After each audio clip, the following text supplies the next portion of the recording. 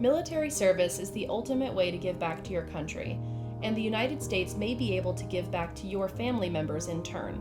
A special parole, called a parole in place, is available for spouses, parents, and adult children of active duty members of the U.S. Armed Forces, or veterans who served active duty in the U.S. Armed Forces who were not dishonorably discharged.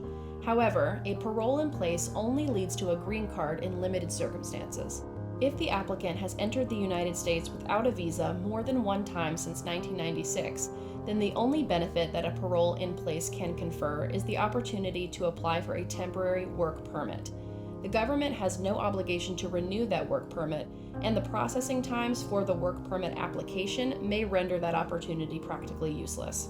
However, if the applicant has entered the United States without a visa only once since 1996 and is otherwise admissible, a parole in place may grant the applicant a path towards a green card.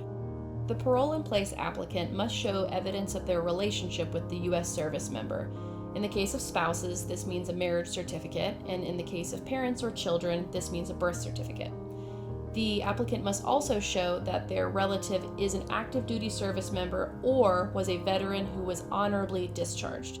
Importantly, the applicant must also show evidence that they have very little on their criminal record.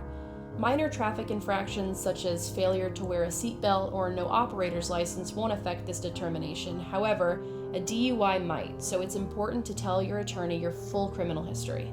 If approved, the applicant will be presented with an I-94 card showing that they have been paroled into the United States, even though they never had to leave.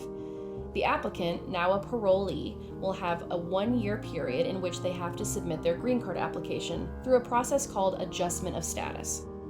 If you think you may be eligible for a military parole in place and even a green card through your service member relative, contact an experienced immigration attorney at Dummit Fradin today.